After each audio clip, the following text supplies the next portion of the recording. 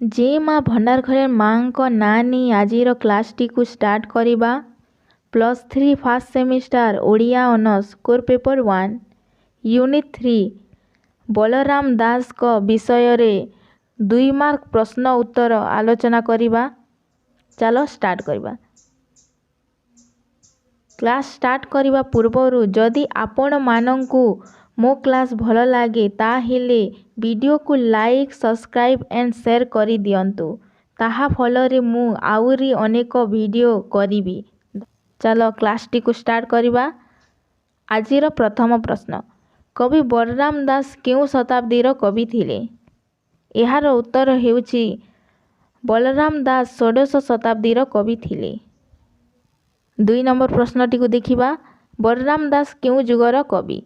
बलराम दास पंचसखा जुगर वयोज्येष्ठ कवि। परवर्ती प्रश्नटी को देखिबा। बलराम दास को पितांक नाम कौन? एहार उत्तर हेउछि बलराम दास को पितांक नाम सोमनाथ महापात्र। 4 नंबर प्रश्नटी को देखिबा। बलराम दास केउ ख्रीष्टाब्दरे जन्म ग्रहण करिथिले? एहार उत्तर हेउछि बलराम दास 1472 ख्रीष्टाब्द ठारू 1476 ख्रीष्टाब्द मध्य जन्म ग्रहण करिथिले। 5 नंबर प्रश्नटी को देखिबा। बलराम दास को चैतन्य देव कौन बोली संबोधन करिथिले? एहार उत्तर हेउछि बलराम दास को चैतन्य देव मत बलराम ओ गुरुंको गुरु बा परम गुरु बोली संबोधन करिथिले। 6 नंबर प्रश्नटी को देखिबा। बलराम दास को कवि भावरे केउ उपाधि रे संबोधन करा जाउथिला? एहार उत्तर हेउछि बलराम दास को शूद्रमुनि उपाधि रे संबोधन करा जाउथिला।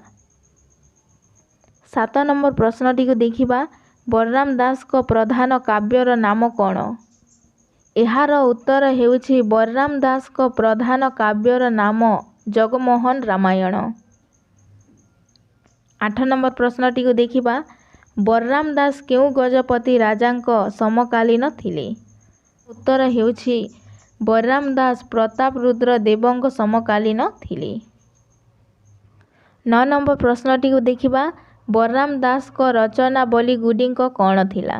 एहार उत्तर हेउछि बलराम दास को रचना गुडिंक हिला दांडी रामायण, ब्रह्मपुराण,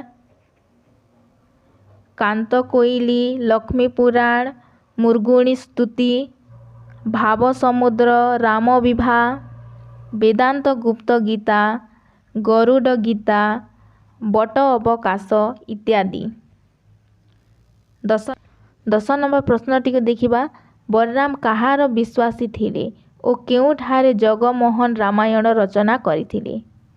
एहार उत्तर हेउछि बलराम दास जगन्नाथ को अपार करुणा उपरे विश्वासी थिले। कवि एही ग्रंथ को जगमोहन निकटरे रचना करिथिबारु एहार नामकरण जगमोहन रामायण होइछि। परवर्ती प्रश्नटी को देखिबा।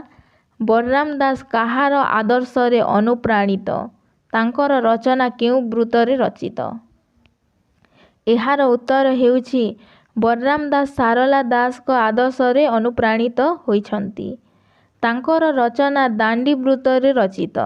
जगमोहन रामायण को दांडी रामायण कहा जाए। 12 नंबर प्रश्नटी को देखिबा।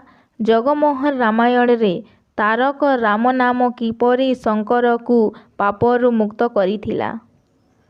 एहार उत्तर हेउछि शंकर दक्षक यज्ञ ध्वंस करिबारु तांकु पाप लागिथिला। तांकर शरीर क्षीण हिला। ब्रह्मांक परामर्श रे शंकर तारक राम नाम जप कले ओ तापरे सुस्थ होई गले। परवर्ती प्रश्नटी को देखिबा। मूल रामायण रे कौन वर्णित होइछि? एहार उत्तर हेउछि मूल रामायण रे नारद ओ वाल्मीकिंक प्रश्न उत्तर रहिछि। वाल्मीकि कहिले मर्त्य लोकरे किए बड़ वीर? नारद कहिले मर्त्य रे वीर हेउछंती रामचंद्र। नारद वाल्मीकि को रामायण कथा कहिछंती। 14 नंबर प्रश्नटी को देखिबा। कवि कैलाश रो स्थान काहाकू देइछंती? ଏହାର ଉତ୍ତର ହେଉଛି କବି ସ୍ୱଦେଶ ପ୍ରେମିକତାର ପରିଚୟ ଦେଇଛନ୍ତି। ଓଡ଼ିଶାର ସ୍ଥାନମାନଙ୍କୁ ପ୍ରାଧାନ୍ୟ ଦେବାକୁ ଯାଇ କବି କପିଳାସକୁ କୈଳାସର ସ୍ଥାନ ଦେଇଛନ୍ତି। 15 ନମ୍ବର ପ୍ରଶ୍ନଟିକୁ ଦେଖିବା। ଜଗମୋହନ ରାମାୟଣରେ ବେଦମତୀ କିପରି ସୀତା ରୂପରେ ଅବତୀର୍ଣ୍ଣା ହେଲେ? ଏହାର ଉତ୍ତର ହେଉଛି ଜଗମୋହନ ରାମାୟଣରେ ବେଦମତୀ ରାବଣ ପାଇଁ ନିଜ ଅଙ୍ଗକୁ ଅପବିତ୍ର ମନେ କରି ଅଗ୍ନିରେ ଝାସ ଦେଲେ ଓ ପରେ ସୀତା ରୂପରେ ଅବତୀର୍ଣ୍ଣ ହେଲେ। ପରବର୍ତ୍ତୀ ପ୍ରଶ୍ନଟିକୁ ଦେଖିବା। ଜଗମୋହନ ରାମାୟଣରେ ବେଦମତୀ ରାବଣକୁ କି ଅଭିଶାପ ଦେଲେ? ଏହାର ଉତ୍ତର ହେଉଛି ଜଗମୋହନ ରାମାୟଣରେ ବେଦମତୀ କୁଶଧ୍ୱଜ ରାଜକ କନ୍ୟା। ବିଷ୍ଣୁଙ୍କୁ ପତି ରୂପରେ ପାଇବା ପାଇଁ ତପସ୍ୟା କରୁଥିବା ସମୟରେ ରାବଣ ତାଙ୍କୁ ଦେଖି କାମାସକ୍ତ ହୋଇ ଧରିଲା। ବେଦମତୀ କ୍ରୋଧିତ ହୋଇ ବ୍ରହ୍ମ ଅଗ୍ନି ଜାତ କରି ଅଭିଶାପ ଦେଲେ। ପରବର୍ତ୍ତୀ ପ୍ରଶ୍ନଟିକୁ ଦେଖିବା। ରାମଚନ୍ଦ୍ର କାହାକୁ ପ୍ରବୋଧ ବାକ୍ୟ ଶୁଣାଇଛନ୍ତି? ଏହାର ଉତ୍ତର ହେଉଛି ରାମଚନ୍ଦ୍ର ଯେତେବେଳେ ପିତୃସତ୍ୟ ପାଳନ କରି ବନକୁ ଗମନ କଲେ ସେତେବେଳେ ଅଯୋଧ୍ୟାବାସୀଙ୍କର କ୍ରନ୍ଦନ ଦେଖି ରାମଚନ୍ଦ୍ର ସେମାନଙ୍କୁ ପ୍ରବୋଧ ବାକ୍ୟ ଶୁଣାଇଛନ୍ତି। 18 ନମ୍ବର ପ୍ରଶ୍ନଟିକୁ ଦେଖିବା। ରାମଚନ୍ଦ୍ର କେଉଁଠାରେ ସ୍ନାନ କରି ଦକ୍ଷିଣ ମୁଖ ହୋଇଗଲେ? ଏହାର ଉତ୍ତର ହେଉଛି ରାମଚନ୍ଦ୍ର ଚନ୍ଦ୍ରଭାଗା ତୀର୍ଥରେ ସ୍ନାନ କରି ସେଠାରୁ ଦକ୍ଷିଣ ମୁଖ ହୋଇ ଅଗ୍ରସର ହେଲେ। ଚନ୍ଦ୍ରଭାଗା ଏକାମ୍ର ଓ ପୁରୁଷୋତ୍ତମ କ୍ଷେତ୍ରରେ ବିଚରଣ କରିଥିଲେ। 19 ନମ୍ବର ପ୍ରଶ୍ନଟିକୁ ଦେଖିବା। କବି କାହାର ପ୍ରାକୃତିକ ସୌନ୍ଦର୍ଯ୍ୟ କଥା କହିଛନ୍ତି? ଏହାର ଉତ୍ତର ହେଉଛି ରାମଚନ୍ଦ୍ର ଚିତ୍ରକୂଟ ପର୍ବତରେ ପ୍ରବେଶ କରି ତାର ପ୍ରାକୃତିକ ସୌନ୍ଦର୍ଯ୍ୟରେ ମୁଗ୍ଧ ହେଲେ। କବି ଏଠାରେ ଚିତ୍ରକୂଟ ପର୍ବତରେ ପ୍ରାକୃତିକ ସୌନ୍ଦର୍ଯ୍ୟର ସୂଚନା ଦେଇଛନ୍ତି। 20 ନମ୍ବର ପ୍ରଶ୍ନଟିକୁ ଦେଖିବା। ରାମଚନ୍ଦ୍ର ଲକ୍ଷ୍ମଣଙ୍କୁ ରୁଦ୍ରାକ୍ଷ ସମ୍ପର୍କରେ କ'ଣ କହିଛନ୍ତି? ଏହାର ଉତ୍ତର ହେଉଛି ରାମଚନ୍ଦ୍ର ଦକ୍ଷିଣାଭିମୁଖରେ ଅଗ୍ରସର ହେବାବେଳେ ତାଙ୍କର କାନ୍ଧରୁ ରୁଦ୍ରାକ୍ଷ ମାଳାର ସୂତା ଛିଡ଼ି ଯାଇଥିଲା। ସେଠାରେ ଗୋଟିଏ ରୁଦ୍ରାକ୍ଷ ପଡ଼ିଗଲା। ଲକ୍ଷ୍ମଣ ପଚାରିବାରୁ ରାମଚନ୍ଦ୍ର କହିଲେ ତହିଁରୁ ଏକ ବୃକ୍ଷ ଜାତ ହେବ ଓ ରାମ ରୁଦ୍ରାକ୍ଷ ନାମରେ ପରିଚିତ ହେବ। ପରବର୍ତ୍ତୀ ପ୍ରଶ୍ନଟିକୁ ଦେଖିବା। ଜଗମୋହନ ରାମାୟଣରେ ହସ୍ତିନାପୁରର ନାମକରଣ କିପରି ହୋଇଛି? ଏହାର ଉତ୍ତର ହେଉଛି ଐରାବତ ହସ୍ତି ଗଙ୍ଗାକୁ ରମଣ କରିବାକୁ ପ୍ରାର୍ଥନା କରିବା ପରେ ନିଜେ ଗଙ୍ଗା ସ୍ରୋତରେ ଭାସିଯାଇ ଯେଉଁ କୂଳରେ ଲାଗିଲା ସେ ସ୍ଥାନର ନାମ ହସ୍ତିନାପୁର ହୋଇଛି। ପରବର୍ତ୍ତୀ ପ୍ରଶ୍ନଟିକୁ ଦେଖିବା। ରାମଚନ୍ଦ୍ର କାହାର ନାମ ଅନୁସାରେ ରାମଚଣ୍ଡୀ ମନ୍ଦିର ଦେଲେ? ଏହାର ଉତ୍ତର ହେଉଛି ରାମଚନ୍ଦ୍ର ଚନ୍ଦ୍ରଭାଗା ମୁହାଣରେ ଉପନୀତ ହେଲେ।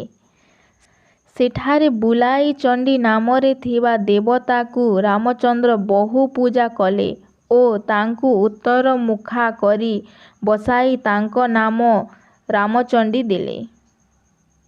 ପରବର୍ତ୍ତୀ ପ୍ରଶ୍ନଟିକୁ ଦେଖିବା। ଜଗମୋହନ ରାମାୟଣରେ ମାଣ୍ଡୁ ପରୀକ୍ଷା କାହାକୁ କୁହାଯାଏ? ଏହାର ଉତ୍ତର ହେଉଛି କୌଣସି ବ୍ୟକ୍ତିକୁ ଚୋରି ବା ଅପରାଧରେ ସନ୍ଦେହ କଲେ କନ୍ଦମାନେ ପରୀକ୍ଷା ନିମନ୍ତେ ଜଳନ୍ତା ନିଆଁରେ ଠିଆ କରାନ୍ତି। ତାର ପାଦ ଯଦି ପୋଡ଼ି ନଥାଏ ନିର୍ଦ୍ଦୋଷ ବୋଲି ପ୍ରମାଣିତ ହୁଏ ତାହାକୁ ମାଣ୍ଡୁ ପରୀକ୍ଷା କୁହାଯାଏ। 24 ନମ୍ବର ପ୍ରଶ୍ନଟିକୁ ଦେଖିବା। ରାମଚନ୍ଦ୍ର ପ୍ରସ୍ତରକୁ ଚିରି କି ମୂର୍ତ୍ତି ଗଠନ କରିଥିଲେ? ଏହାର ଉତ୍ତର ହେଉଛି ରାମଚନ୍ଦ୍ର ଦେଖିଲେ ଏକ ସ୍ୱଚ୍ଛ ପଥର ପଥ ମଧ୍ୟରେ ପଡ଼ିଛି। ତୀର ସାହାଯ୍ୟରେ ସେହି ପ୍ରସ୍ତରକୁ ଚିରି ଗୋଟିଏ ଦେବୀ ମୂର୍ତ୍ତି ଗଠନ କଲେ। ତାହାକୁ ପାଷାଣ ଚଣ୍ଡୀ ନାମରେ ଅଭିହିତ କଲେ। ପରବର୍ତ୍ତୀ ପ୍ରଶ୍ନଟିକୁ ଦେଖିବା। ରାମଚନ୍ଦ୍ର କେବେ ବାଲ୍ୟବନ୍ତ କୁଟୀରେ ପଦାର୍ପଣ କଲେ? କିଏ କୁଟୀର ନିର୍ମାଣ କଲେ? ଏହାର ଉତ୍ତର ହେଉଛି ଜ୍ୟୈଷ୍ଠ ମାସ ଶୁକ୍ଳ ସପ୍ତମୀ ଦିନ ରାମଚନ୍ଦ୍ର ବାଲ୍ୟବନ୍ତ ଗିରିରେ ପଦାର୍ପଣ କଲେ। ରାମଚନ୍ଦ୍ରଙ୍କ ଆଦେଶରେ ଲକ୍ଷ୍ମଣ ସେଠାରେ କୁଟୀର ନିର୍ମାଣ କଲେ। 26 ନମ୍ବର ପ୍ରଶ୍ନଟିକୁ ଦେଖିବା। କେଉଁଠାରେ ପୁରୁଷ ପ୍ରବେଶ କଲେ ନାରୀରେ ପରିଣତ ହୁଅନ୍ତି? ଏହାର ଉତ୍ତର ହେଉଛି ପଶ୍ଚିମ ବନରୁ ପ୍ରବେଶ କରିବା ନିମନ୍ତେ ବ୍ରହ୍ମ ରୁକ୍ଷରାଜିକୁ ଉପଦେଶ ଦେଇଥିଲେ। ଏହା ଶିବ ପାର୍ବତୀଙ୍କର କେଲି ବନ। ଶିବ ପାର୍ବତୀର ମହାତ୍ମ୍ୟରୁ ସେ ବନରେ ପୁରୁଷ ପ୍ରବେଶ କଲେ ନାରୀରେ ପରିଣତ ହୋଇଯିବ। ପରବର୍ତ୍ତୀ ପ୍ରଶ୍ନଟିକୁ ଦେଖିବା। ରାମଚନ୍ଦ୍ର ବିଷ୍ଣୁ ବିଗ୍ରହ କେଉଁଠାରେ ଦେଖିଲେ? ଏହାର ଉତ୍ତର ହେଉଛି ରାମଚନ୍ଦ୍ର ଏକ ରାତ୍ର ଅବସ୍ଥାନ କରି ଚିତ୍ରୋତ୍ପଳା ନଦୀ ତୀରରୁ ଗଲେ। ଦକ୍ଷିଣ ବାରାଣସୀଠାରେ ବିଷ୍ଣୁ ବିଗ୍ରହ ଦେଖିଲେ। ନଦୀରେ ସ୍ନାନ କରି ନଦୀ ତୀରରେ ବାଲୁକା ପୂଜା କରି ତାହାକୁ ବାଲୁକେଶ୍ୱର ନାମରେ ନାମିତ କଲେ। 28 ନମ୍ବର ପ୍ରଶ୍ନଟିକୁ ଦେଖିବା। ରାମଚନ୍ଦ୍ର ଦାରୁବ୍ରହ୍ମକୁ କେଉଁଠାରେ ଦର୍ଶନ କଲେ? ଏହାର ଉତ୍ତର ହେଉଛି ରାମଚନ୍ଦ୍ର ଏକାମ୍ର ବନରେ କିଛି ଦିନ ଅତିବାହିତ କଲେ। ସେଠାରୁ ବାହାରି ରାମଚନ୍ଦ୍ର ପୂର୍ବମୁଖ ହୋଇ ଅଗ୍ରସର ହେଲେ ଓ ନୀଳଗିରିରେ ପ୍ରବେଶ କଲେ। ଦକ୍ଷିଣ ସିନ୍ଧୁରେ ରାମଚନ୍ଦ୍ର ସ୍ନାନ କରି ନୀଳଗିରିରେ ଦାରୁଣକୁ ଦର୍ଶନ କଲେ। 29 ନମ୍ବର ପ୍ରଶ୍ନଟିକୁ ଦେଖିବା। ରାମଚନ୍ଦ୍ର ଓ ଲକ୍ଷ୍ମଣ କେତେବେଳେ ପମ୍ପା ସରୋବରରେ ତୀରରେ ଉପନୀତ ହୋଇଥିଲେ? ଏହାର ଉତ୍ତର ହେଉଛି ଲଙ୍କାର ରାଜା ରାବଣ ସୀତାକୁ ପଞ୍ଚବଟୀରୁ ଅପହରଣ କରି ନେବା ପରେ ରାମଚନ୍ଦ୍ର ଓ ଲକ୍ଷ୍ମଣ ଅତ୍ୟନ୍ତ ବ୍ୟାକୁଳ ଭାବରେ ସୀତାଙ୍କର ଅନ୍ୱେଷଣ କରିଥିଲେ। ଏହି ସମୟରେ ରାମଚନ୍ଦ୍ର ଓ ଲକ୍ଷ୍ମଣ ପମ୍ପା ସରୋବର ତୀରରେ ଉପନୀତ ହେଲେ। 30 ନମ୍ବର ପ୍ରଶ୍ନଟିକୁ ଦେଖିବା। କେଉଁ ଅମୂଲ୍ୟ ଗ୍ରନ୍ଥ ଓଡ଼ିଆ ସାହିତ୍ୟରେ ବିଶିଷ୍ଟ ସ୍ଥାନ ଅଧିକାର କରେ? ଏହାର ଉତ୍ତର ହେଉଛି ଦାଣ୍ଡି ରାମାୟଣ ପାଠ କରିବା ସମୟରେ ପାଠକ ଭକ୍ତ ବଳରାମଙ୍କ ଅପେକ୍ଷା କବି ବଳରାମଙ୍କ କବିତ୍ୱରେ ମୁଗ୍ଧ ହୋଇଯାଇଥାନ୍ତି।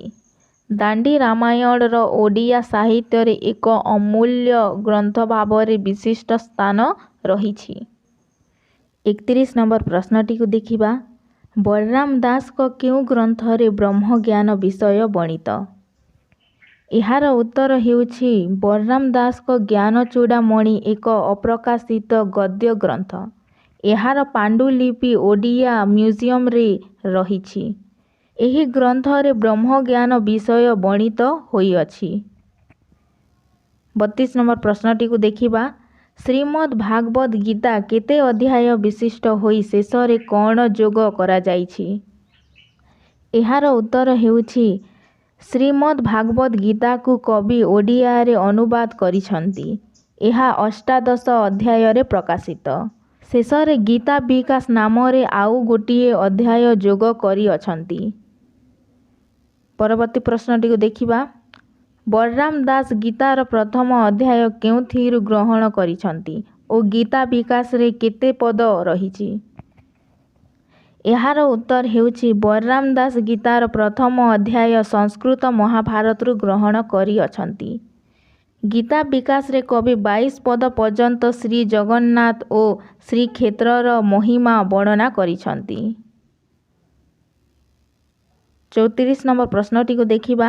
ବଳରାମ ଦାସ ଗୀତା ଅନୁବାଦ କରିବାକୁ କିପରି ସମର୍ଥ ହେଲେ? ଏହାର ଉତ୍ତର ହେଉଛି ବଳରାମ ଦାସ ଶ୍ରୀ ଜଗନ୍ନାଥଙ୍କୁ ପରମ ବ୍ରହ୍ମ ଭାବରେ ଗ୍ରହଣ କରି ତାଙ୍କରି କୃପାରେ ଗୀତାର ଅନୁବାଦ କରିବାକୁ ସମର୍ଥ ହୋଇଛନ୍ତି ବୋଲି ପ୍ରକାଶ କରିଅଛନ୍ତି। 35 ନମ୍ବର ପ୍ରଶ୍ନଟିକୁ ଦେଖିବା। ବଳରାମ ଦାସଙ୍କ ଗୁପ୍ତ ଗୀତା କେତେ ଅଧ୍ୟାୟ ବିଶିଷ୍ଟ? ଏଥିରେ କ'ଣ ବର୍ଣ୍ଣିତ? ଏହାର ଉତ୍ତର ହେଉଛି ବଳରାମ ଦାସଙ୍କ ଗୁପ୍ତ ଗୀତା 8 ଗୋଟି ଛୋଟ ଛୋଟ ଅଧ୍ୟାୟରେ ବିଭକ୍ତ। ଏହା ଜ୍ଞାନଯୋଗର ବିଷୟ। ଶ୍ରୀକୃଷ୍ଣ ଓ ଅର୍ଜୁନଙ୍କ କଥା ଏଥିରେ ବର୍ଣ୍ଣିତ। ପରବର୍ତ୍ତୀ ପ୍ରଶ୍ନଟିକୁ ଦେଖିବା। ବ୍ରହ୍ମାଣ୍ଡ ଭୂଗୋଳରେ କ'ଣ ବର୍ଣ୍ଣିତ? ଏହା କେତେ ଅଧ୍ୟାୟ? ଏହାର ଉତ୍ତର ହେଉଛି ଭାରତ ସୃଷ୍ଟି ତତ୍ତ୍ୱ ସମ୍ବଳିତ ଦର୍ଶନର ଭାବକୁ କେନ୍ଦ୍ର କରି ବିଭିନ୍ନ ବିଷୟ ବ୍ରହ୍ମାଣ୍ଡ ଭୂଗୋଳରେ ବର୍ଣ୍ଣିତ। ଏହାର ବିଷୟବସ୍ତୁ 84 ଅଧ୍ୟାୟରେ ବିଭକ୍ତ। 37 ନମ୍ବର ପ୍ରଶ୍ନଟିକୁ ଦେଖିବା। ଗୁପ୍ତ ଗୀତାରେ ଅର୍ଜୁନଙ୍କ ପ୍ରଶ୍ନର ଉତ୍ତରରେ ଶ୍ରୀକୃଷ୍ଣ କ'ଣ କହିଛନ୍ତି? ଏହାର ଉତ୍ତର ହେଉଛି ଅର୍ଜୁନଙ୍କ ପ୍ରଶ୍ନର ଉତ୍ତରରେ ଶ୍ରୀକୃଷ୍ଣ କହିଛନ୍ତି, ପାଦ ହେଉଛି ଯାଜପୁର, କଟି ହେଉଛି କଟକ, ପେଟ ହେଉଛି ଖଣ୍ଡଗିରି, ନାଭି ହେଉଛି ଭୁବନେଶ୍ୱର, ଡାହାଣ ଭୁଜ ହେଉଛି ହଟକେଶ୍ୱର, ବାମ ଭୁଜ ହେଉଛି ଚନ୍ଦ୍ରଭାଗା, ମୁଖ ହେଉଛି ସିଂହଦ୍ୱାର ଓ ପାଟି ହେଉଛି 22 ପାହାଚ। 38 ନମ୍ବର ପ୍ରଶ୍ନଟିକୁ ଦେଖିବା। କବିକୁ ମୁକ୍ତି ମଣ୍ଡପରେ ବ୍ରାହ୍ମଣମାନେ କାହିଁକି ଆକ୍ଷେପ କରିଥିଲେ? ଏହାର ସଠିକ୍ ଉତ୍ତର ହେଉଛି କବି ମୁକ୍ତି ମଣ୍ଡପରୁ ବ୍ରାହ୍ମଣ ନ ହୋଇ ବ୍ରହ୍ମବିଦ୍ୟା ଚର୍ଚ୍ଚାରେ ବ୍ରାହ୍ମଣ ବେଶରେ ବସି ପଡ଼ିଥିଲେ। ତେଣୁ ବ୍ରାହ୍ମଣମାନେ ଉଠିଲେ, କବିଙ୍କୁ ଦେଖି କଟାଲ କଲେ। ଶୂଦ୍ର ହୋଇ ବ୍ରାହ୍ମଣ ବିଦ୍ୟା ଶ୍ରବଣ କରିଥିବାରୁ ତାଙ୍କର ଅପରାଧ ହେଲା ବୋଲି ଆକ୍ଷେପ କଲେ। ପରବର୍ତ୍ତୀ ପ୍ରଶ୍ନଟିକୁ ଦେଖିବା। କବି କିପରି ଗୀତା ରଚନା କରିବାକୁ ସମର୍ଥ ହେଲେ? ଏହାର ଉତ୍ତର ହେଉଛି କବି ରାତିରେ ଶୋଇଥିବା ସମୟରେ ଶ୍ରୀ ଜଗନ୍ନାଥଙ୍କୁ ହୃଦୟରେ ଚିନ୍ତା କଲେ। ଶ୍ରୀ ଜଗନ୍ନାଥ ସ୍ୱପ୍ନରେ ତାଙ୍କୁ ପ୍ରାକୃତ ଭାଷାରେ ଗୀତା ରଚନା କରିବାକୁ ଆଦେଶ ଦେଲେ। ତେଣୁ କବି ଗୀତା ରଚନା କରିବାକୁ ସମର୍ଥ ହେଲେ। 40 ନମ୍ବର ପ୍ରଶ୍ନଟିକୁ ଦେଖିବା। ବଳରାମ ଦାସଙ୍କ ବ୍ରହ୍ମାଣ୍ଡ ଭୂଗୋଳର ଏପରି ନାମକରଣ କାହିଁକି ହୋଇଛି? ଏହାର ଉତ୍ତର ହେଉଛି ବଳରାମ ଉତ୍କଳୀୟ ବୈଷ୍ଣବ କବି ଓ ଜ୍ଞାନମିଶ୍ରା ଭକ୍ତିର ଉପାସକ ଥିବାରୁ ଏହି ଗ୍ରନ୍ଥରେ ଯୋଗ ହିଁ ମୁକ୍ତି ବା ନିର୍ବାଣର ଏକମାତ୍ର ସୋପାନ। ଏଥିରେ ପୃଥିବୀ ଓ ଜୀବନ ସମ୍ବନ୍ଧୀୟ ଆଲୋଚନା ସ୍ଥାନ ପାଇଥିବାରୁ ଏହାର ନାମ ବ୍ରହ୍ମାଣ୍ଡ ଭୂଗୋଳ। ପରବର୍ତ୍ତୀ ପ୍ରଶ୍ନଟିକୁ ଦେଖିବା। ବେଦାନ୍ତ ସାର ଗୁପ୍ତ ଗୀତାରେ ବଳରାମ ଦାସ ବନ୍ଦୀଶାଳାରେ କାହିଁକି ନିକ୍ଷିପ୍ତ ହେଲେ? ଏହାର ଉତ୍ତର ହେଉଛି ବେଦାନ୍ତ ସାର ଗୁପ୍ତ ଗୀତା ଗ୍ରନ୍ଥରେ ବଳରାମ ଦାସ ବେଦାନ୍ତ ବିଷୟରେ ନିଜ ଜ୍ଞାନର ସୂଚନା ଦେଇଛନ୍ତି। ପଣ୍ଡିତମାନେ ସଭାରେ ତାଙ୍କୁ ଉପହାସ କଲେ। ବଳରାମ ଅନଧିକାର ଚର୍ଚ୍ଚା କରିଥିବାରୁ ରାଜାଙ୍କ ଆଦେଶରେ ବନ୍ଦୀଶାଳାରେ ରହିଲେ। 42 ନମ୍ବର ପ୍ରଶ୍ନଟିକୁ ଦେଖିବା। ବଳରାମଙ୍କୁ କାହିଁକି ଚୋର ବୋଲି କୁହାଗଲା? ଏହାର ଉତ୍ତର ହେଉଛି ବଡ଼ ଅବକାଶରେ ବର୍ଣ୍ଣନା ଅଛି ଯେ ଜଗନ୍ନାଥଙ୍କର ଚୋରି ହୋଇଥିବା ସ୍ୱର୍ଣ୍ଣଝରି ବଳରାମଙ୍କ ପାଖରେ ଥିଲା। ସେ ଆଣି ପାଲିଆ ପଣ୍ଡାକୁ ଦେଲେ। ଏହି ସମ୍ବାଦ ପ୍ରଚାର ହେବା ପରେ ବଳରାମଙ୍କୁ ଚୋର ଭାବରେ ସନ୍ଦେହ କରାଗଲା। ପରବର୍ତ୍ତୀ ପ୍ରଶ୍ନଟିକୁ ଦେଖିବା। ବଳରାମଙ୍କ ବିରାଟ ଗୀତା କେତୋଟି ଅଧ୍ୟାୟ? ପ୍ରଥମ ଅଧ୍ୟାୟରେ କ'ଣ ବର୍ଣ୍ଣିତ ହୋଇଛି? ଏହାର ଉତ୍ତର ହେଉଛି ବଳରାମଙ୍କ ବିରାଟ ଗୀତା 12 ଗୋଟି ଅଧ୍ୟାୟରେ ପୂର୍ଣ୍ଣ। ପ୍ରଥମ ଅଧ୍ୟାୟରେ ଅର୍ଜୁନ ଶ୍ରୀକୃଷ୍ଣଙ୍କ ନାମ ତତ୍ତ୍ୱ ବର୍ଣ୍ଣିତ। ଅର୍ଜୁନ ଶ୍ରୀକୃଷ୍ଣଙ୍କର କେତେ ଗୋଟିଏ ନାମ ଉଚ୍ଚାରଣ କରି ତତ୍ତ୍ୱ ବିଷୟରେ କହିଛନ୍ତି। ପରବର୍ତ୍ତୀ ପ୍ରଶ୍ନଟିକୁ ଦେଖିବା। ବଳରାମ ଦାସଙ୍କ ସ୍ୱର୍ଣ୍ଣଝରି ଚୋରି ପ୍ରସଙ୍ଗଟି କ'ଣ? ଏହାର ଉତ୍ତର ହେଉଛି ବଳରାମଙ୍କର ଲଙ୍କା ଦର୍ଶନ କରିବାକୁ ଇଚ୍ଛା ଥିଲା। ବଳରାମ ଜଗନ୍ନାଥଙ୍କ ସ୍ୱର୍ଣ୍ଣଝରି ଧରି ଜଗନ୍ନାଥଙ୍କ ପଛରେ ଯାଇଥିଲେ। ଫେରିଲା ବେଳକୁ ଶ୍ରୀ ଜଗନ୍ନାଥ ମନ୍ଦିର ଗଲାପରେ ବଳରାମଙ୍କ ପାଖରେ ସ୍ୱର୍ଣ୍ଣଝରି ରହିଯାଇଥିଲା। 45 ନମ୍ବର ପ୍ରଶ୍ନଟିକୁ ଦେଖିବା। ବଳରାମ ଜଗନ୍ନାଥ ଲଙ୍କାରେ ପ୍ରବେଶ ପରେ ବିଭୀଷଣ କ'ଣ ସବୁ ଉପହାର ଦେଇଥିଲେ? ଏହାର ଉତ୍ତର ହେଉଛି ବଳରାମ ଓ ଜଗନ୍ନାଥ ଲଙ୍କାରେ ପ୍ରବେଶ କଲା ପରେ ବିଭୀଷଣ ଶ୍ରୀ ଜଗନ୍ନାଥଙ୍କୁ ଦର୍ଶନ କରି ଦେବାଙ୍ଗ ବସ୍ତ୍ର, କଲାମଲି, ଫୁଲର ହାର ଓ ମୁକ୍ତାମାଳା ଉପହାର ଦେଲେ। 46 ନମ୍ବର ପ୍ରଶ୍ନଟିକୁ ଦେଖିବା। ବିଶ୍ୱ ବ୍ରହ୍ମାଣ୍ଡର କିପରି ସୃଷ୍ଟି ହୋଇଛି? ଏହାର ଉତ୍ତର ହେଉଛି ଭଗବାନ ବିରାଟ ରୂପରେ ଶୂନ୍ୟରେ ଥିବା ସମୟରେ ତାଙ୍କ ମନରେ ଭାବନା ଜାତ ହେଲା। ଶୂନ୍ୟରୁ ବିନ୍ଦୁ ଛାଡ଼ିଦେଲେ ବିନ୍ଦୁ ଗଗନରୁ ଖସିଲା। ଧୂମ୍ର ବର୍ଣ୍ଣ ହେଲା। ଧୂମ୍ର ବର୍ଣ୍ଣରୁ ଶକ୍ତି ଓ ଶକ୍ତିରୁ ଓଁକାର। ଓକାରରୁ ନାମ, ନାମରୁ ବିଷ୍ଣୁ ବ୍ରହ୍ମା ଜଗତ ସମ୍ଭୂତ। ସମଗ୍ର ବିଶ୍ୱ ବ୍ରହ୍ମାଣ୍ଡ ନାମରେ ପରିବ୍ୟାପ୍ତ। 47 ନମ୍ବର ପ୍ରଶ୍ନଟିକୁ ଦେଖିବା। ବଳରାମଙ୍କ ବେଦାନ୍ତ ସାର ଗୁପ୍ତ ଗୀତାଟି କେଉଁ ବୃତ୍ତରେ ରଚିତ? ଏଥିରେ କ'ଣ ସବୁ ବର୍ଣ୍ଣିତ ହୋଇଛି? ଏହାର ଉତ୍ତର ହେଉଛି ବେଦାନ୍ତ ସାର ଗୁପ୍ତ ଗୀତା ଗ୍ରନ୍ଥଟି 11 ଅକ୍ଷରୀ ବୃତ୍ତରେ ରଚିତ। ବେଦାନ୍ତ ସମର୍ଥିତ ଜ୍ଞାନ ମିଶ୍ରା ଭକ୍ତି ଯୋଗ ଏଥିରେ ଅଛି। ମନୁଷ୍ୟ ନିଜ ଆତ୍ମାକୁ ଚିହ୍ନି ପାରିଲେ ଭଗବାନଙ୍କୁ ଲାଭ କରିବ। ଯେଉଁ ଶରୀରରେ ଭଗବାନଙ୍କୁ ଦେଖନ୍ତି ସେ ପ୍ରକୃତ ଭକ୍ତ। ପରବର୍ତ୍ତୀ ପ୍ରଶ୍ନଟିକୁ ଦେଖିବା। ବଳରାମ ଦାସଙ୍କ ସପ୍ତାଙ୍ଗ ଯୋଗ ସାର ଟୀକାରେ କ'ଣ ବର୍ଣ୍ଣିତ? ଏହାର ଉତ୍ତର ହେଉଛି ଏହି ଗ୍ରନ୍ଥରେ ସପ୍ତାଙ୍ଗ ଯୋଗ ବିଷୟରେ ବର୍ଣ୍ଣିତ। ମଲ୍ଲିକାନାଥ ଶିଷ୍ୟ ଭାବରେ ଗୁରୁ ଗୋରେଖନାଥଙ୍କୁ ସପ୍ତାଙ୍ଗ ଯୋଗ ତତ୍ତ୍ୱ ବିଷୟରେ ପ୍ରଶ୍ନ କରିଛନ୍ତି। ଯୋଗକୁ ସପ୍ତାଙ୍ଗ ଯୋଗ ଭାବରେ ଗ୍ରହଣ କରାଯାଇଛି। ପରବର୍ତ୍ତୀ ପ୍ରଶ୍ନଟିକୁ ଦେଖିବା। ବଳରାମ ଦାସଙ୍କ ବଉଲା ଅଧ୍ୟାୟରେ କ'ଣ ବର୍ଣ୍ଣିତ ହୋଇଛି? ଏହାର ଉତ୍ତର ହେଉଛି ବଳରାମ ଦାସଙ୍କ ବଉଲା ଅଧ୍ୟାୟରେ ବଉଲା ଗାଈ କିପରି ଶଶୀର ଆଶ୍ରୟ ନେଇ ବ୍ୟାଘ୍ର ମୋହରୁ ରକ୍ଷା ପାଇଛି ସେହି ବିଷୟରେ ବର୍ଣ୍ଣିତ ହୋଇଛି। 50 ନମ୍ବର ପ୍ରଶ୍ନଟିକୁ ଦେଖିବା। ବଳରାମ ଦାସଙ୍କ ଭାବ ସମୁଦ୍ର ସମ୍ପର୍କରେ ସୂଚନା ପ୍ରଦାନ କର। ଏହାର ଉତ୍ତର ହେଉଛି ବଳରାମ ଦାସଙ୍କ ଭାବ ସମୁଦ୍ରରେ ଜଗନ୍ନାଥଙ୍କର ରଥଯାତ୍ରା ପ୍ରସଙ୍ଗ ବର୍ଣ୍ଣନା ହୋଇଛି। ବଳରାମ ରଥଯାତ୍ରା ସମୟରେ ନନ୍ଦିଘୋଷ ରଥ ଉପରକୁ ଯିବା ପାଇଁ ଇଚ୍ଛା ପ୍ରକାଶ କଲେ। ରାଜାଙ୍କର ସେବକମାନେ ଫେରାଇ ଦେଲେ। ବଳରାମ ବାଙ୍କି ମୁହାଣରେ ବାଲି ରଥ କରି ଜଗନ୍ନାଥଙ୍କୁ ପ୍ରଣାମ କଲେ। ପରବର୍ତ୍ତୀ ପ୍ରଶ୍ନଟିକୁ ଦେଖିବା। ବଟ ଅବକାଶରେ ଜଗନ୍ନାଥଙ୍କ ଭଣ୍ଡାର ଘରରୁ କ'ଣ ଚୋରି ହୋଇଛି ବୋଲି ପ୍ରଚାର ହେଲା? ଏହାର ଉତ୍ତର ହେଉଛି ବଟ ଅବକାଶରେ ଜଗନ୍ନାଥଙ୍କ ଭଣ୍ଡାର ଘରରୁ ଠାକୁରଙ୍କର ସ୍ୱର୍ଣ୍ଣ ଝରି ନ ପାଇ ପଣ୍ଡା ପଣ୍ଡିହାରୀମାନେ ଚୋରି ହୋଇଥିବାର ରାଜାଙ୍କ ନିକଟରେ ଜଣାଇଲେ। ପରବର୍ତ୍ତୀ ପ୍ରଶ୍ନଟିକୁ ଦେଖିବା। ବଳରାମ ଦାସଙ୍କ ଲକ୍ଷ୍ମୀ ପୁରାଣ କେଉଁଠି ପାଠ କରାଯାଏ? ଏହାର ଉତ୍ତର ହେଉଛି ଲକ୍ଷ୍ମୀ ପୁରାଣ ଗ୍ରନ୍ଥଟି ଓଡ଼ିଶାର ଏକ ଜନପ୍ରିୟ ପବିତ୍ର ଗ୍ରନ୍ଥ। ମାର୍ଗଶିର ମାସ ଗୁରୁବାରରେ ଲକ୍ଷ୍ମୀ ପୂଜା ବିଷୟରେ ଏହି ଗ୍ରନ୍ଥଟି ରଚିତ। ଓଡ଼ିଶାରେ ଲକ୍ଷ୍ମୀ ପୂଜା ଲାଗି ମାଣବସା ଦିନ ମାଣ ନିକଟରେ ଏହି ଗ୍ରନ୍ଥଟିକୁ ପାଠ କରାଯାଏ। ପରବର୍ତ୍ତୀ ପ୍ରଶ୍ନଟିକୁ ଦେଖିବା। ବଉଲା ଅଧ୍ୟାୟ ଗ୍ରନ୍ଥରେ ବଉଲାର ବାଟ କିଏ ଓଗାଳିଥିଲା? ଏହାର ଉତ୍ତର ହେଉଛି ବଉଲା ଅଧ୍ୟାୟ ଗ୍ରନ୍ଥରେ ବଉଲାର ବାଟ ନିପୁଆ ନାମକ ବ୍ୟାଘ୍ର ଓଗାଳିଲା। 7 ଦିନ ହେଲା ସେ କିଛି ଖାଇନାହିଁ। ବଉଲାକୁ ଖାଇବ ବୋଲି କହିଥିଲା। ପରବର୍ତ୍ତୀ ପ୍ରଶ୍ନଟିକୁ ଦେଖିବା। ବଉଲା ତାର ପୁଅ ନିକଟରେ କ'ଣ ପ୍ରକାଶ କରିଛି? ଏହାର ଉତ୍ତର ହେଉଛି ବଉଲା କାନ୍ଦିବାର ଦେଖି ତାର ପୁଅ ତାକୁ କାନ୍ଦିବାର କାରଣ ପଚାରିଲା। ବଉଲା ନିପୁଆ ବ୍ୟାଘ୍ର ଖାଇବା ପ୍ରସଙ୍ଗ ତାର ପୁଅ ଆଗରେ କହିଥିଲା। ତାପରେ ତାର ପୁଅ ନିପୁଆ ବାଘ ନିକଟକୁ ଗଲା। ବଉଲା ଉଦ୍ଧାର ପାଇଲା। 55 ନମ୍ବର ପ୍ରଶ୍ନଟିକୁ ଦେଖିବା। ବ୍ୟାଘ୍ର ବଉଲାକୁ କାହିଁକି ଛାଡ଼ିଦେଲା? ଏହାର ଉତ୍ତର ହେଉଛି ବଉଲା ଯେତେବେଳେ ବ୍ୟାଘ୍ରର ସତ୍ୟ ରକ୍ଷା କରି ବ୍ୟାଘ୍ର ପାଖକୁ ଆସିଲା ଜଗନ୍ନାଥ ବ୍ୟାଘ୍ରର କଣ୍ଠରେ ବସିଲେ। ବଉଲାକୁ ଦେଖି ବ୍ୟାଘ୍ର କହିଲା ସେ ତାକୁ ଖାଇବ ନାହିଁ।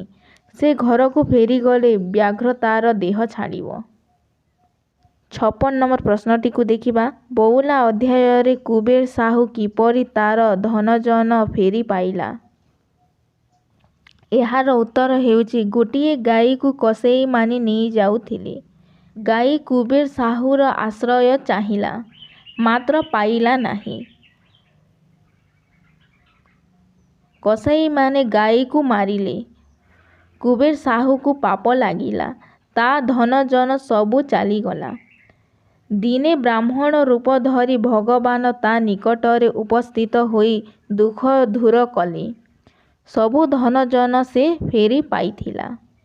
ପରବର୍ତ୍ତୀ ପ୍ରଶ୍ନଟିକୁ ଦେଖିବା। ଲକ୍ଷ୍ମୀ ପୁରାଣରେ ଲକ୍ଷ୍ମୀ ବ୍ରାହ୍ମଣୀ ବେଶରେ କାହାକୁ ଦେଖାଦେଲେ?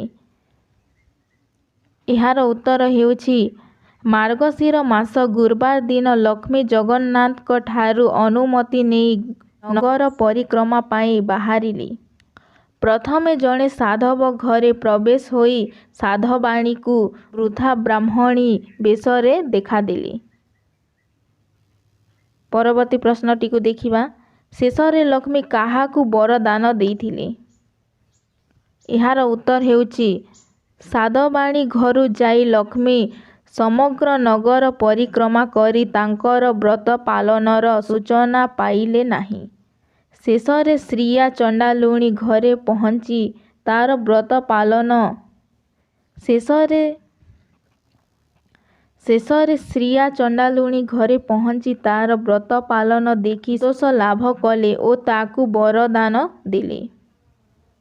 ପରବର୍ତ୍ତୀ ପ୍ରଶ୍ନଟିକୁ ଦେଖିବା। ବଳରାମଙ୍କ ଆଦେଶରେ ଜଗନ୍ନାଥ ଲକ୍ଷ୍ମୀକୁ କାହିଁକି ତ୍ୟାଗ କଲେ? ଏହାର ଉତ୍ତର ହେଉଛି ଜଗନ୍ନାଥ ଓ ବଳରାମ ମୃଗୟା ଉଦ୍ଦେଶ୍ୟରେ ବନକୁ ଯାଇଥିଲେ। ଶ୍ରିୟା ଚଣ୍ଡାଳୁଣୀ ଘରେ ଲକ୍ଷ୍ମୀଙ୍କ ପ୍ରବେଶ ବଳରାମ ଜାଣିପାରିଲେ। ଲକ୍ଷ୍ମୀଙ୍କ ଆଚରଣ ପାଇଁ ଆପତ୍ତି କଲେ। ବଳରାମଙ୍କ ଆଦେଶରେ ଲକ୍ଷ୍ମୀକୁ ଜଗନ୍ନାଥ ତ୍ୟାଗ କଲେ। 60 ନମ୍ବର ପ୍ରଶ୍ନଟିକୁ ଦେଖିବା। ବଳରାମ ଦାସ କାନ୍ତ କୋଇଲିରେ କ'ଣ ବର୍ଣ୍ଣନା କରିଛନ୍ତି? ଏହାର ଉତ୍ତର ହେଉଛି କାନ୍ତ କୋଇଲି ପୁରପଲ୍ଲୀରେ ଆଦୃତ। ରାବଣ ସୀତାକୁ ହରଣ କରି ନେବା ସମୟରେ ସୀତା ବିଷାଦାତୁରା ହୋଇ ନିଜର ଅନ୍ତର ବେଦନା କୋଇଲି ଆଗରେ ପ୍ରକାଶ କରିଛନ୍ତି।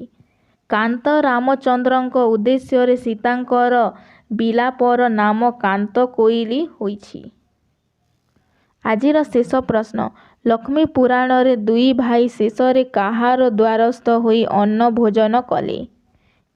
ଏହାର ଉତ୍ତର ହେଉଛି ଲକ୍ଷ୍ମୀ ପୁରାଣରେ ଲକ୍ଷ୍ମୀଙ୍କ ଅଭିଶାପରେ ଜଗନ୍ନାଥ ଓ ବଳରାମ ଅନ୍ନ ନ ପାଇ ଦ୍ୱାର ଦ୍ୱାର ହୋଇ ବୁଲିଲେ। ଧନ ସମ୍ପତ୍ତି ସବୁ ଉଭେଇଗଲା। ଶେଷରେ ଲକ୍ଷ୍ମୀଙ୍କ ଦ୍ୱାରସ୍ଥ ହୋଇ ଅନ୍ନ ଭୋଜନ କଲେ। ଆଜି ପାଇଁ ଏତିକି ଥାଉ। ଧନ୍ୟବାଦ।